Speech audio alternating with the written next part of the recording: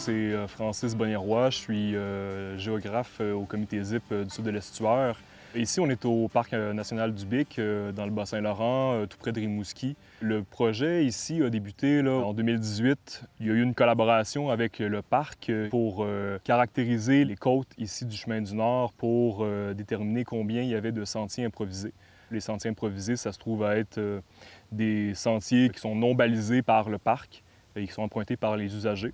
Ça a commencé par une caractérisation en 2019 plus approfondie et des travaux qui ont commencé en 2019 de balisage de sentiers improvisés pour fermer vraiment ces sentiers-là.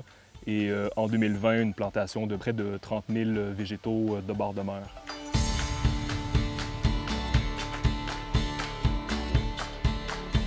La problématique de l'érosion côtière, c'est comme un enjeu de conservation qu'on a ici. Puis l'endroit où il y a le projet, là, cette année, c'est la zone qui est ressortie comme étant le plus à risque puis où c'était justement le plus urgent d'agir. Notamment parce que c'est un secteur qui est exposé aux vagues de tempête, qui sont de plus en plus fréquentes à cause des changements climatiques.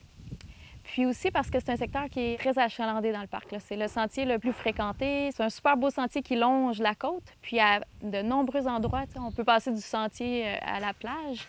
Puis la conséquence de ça, c'est que les gens passent un petit peu partout, puis ça crée ce qu'on appelle des sentiers improvisés. Donc ces sentiers improvisés-là, le problème que ça crée, c'est qu'on piétine, on détruit la végétation. Puis là, après, la végétation ne peut plus faire son rôle de retenir la plage, puis ça accentue l'érosion.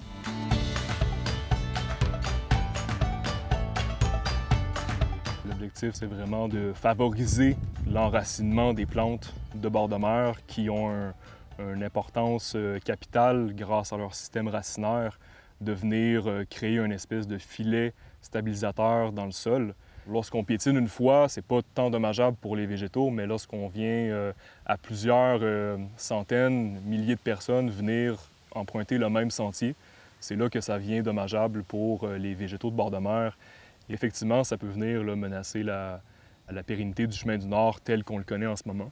Je pense qu'il y a vraiment un besoin de sensibiliser les gens, les usagers, qui ne le savent pas nécessairement. En fait, c'est des gens qui ont envie de venir profiter de la nature ici et de leur expliquer, en fait, que c'est important de ne pas dépasser des sentiers balisés dans le but de préserver justement cette biodiversité-là pour pouvoir en profiter pour des générations encore futures.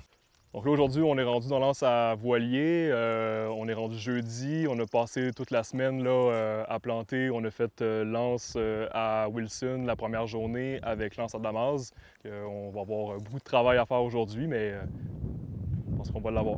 Pour planifier un projet comme ça, il faut avoir des bonnes connaissances en termes de géomorphologie côtière, en termes de biologie aussi. Il faut vraiment bien connaître la flore, bien connaître les végétaux qu'on veut planter. Chaque plante a son étagement, en fait, sa zone de prédilection. Et en effet, c'est une grande planification aussi d'avance pour vraiment choisir les secteurs où on va planter. Il faut aussi, avec les pépinières, vraiment choisir là, quelle espèce est-ce qu'on veut, telle quantité, tout ça. C'est vraiment des choses qu'il faut planifier plusieurs mois d'avance. Au début, on a une idée en tête. On se dit, OK, c'est ça qu'on a envie de faire, c'est ça qu'on est capable de faire dans les moyens qu'on a. Et lorsqu'on commence, on voit l'ampleur du travail à faire, il y a du stress, on prévoit les choses d'avance. Dans la tête, ça continue toujours à cogiter.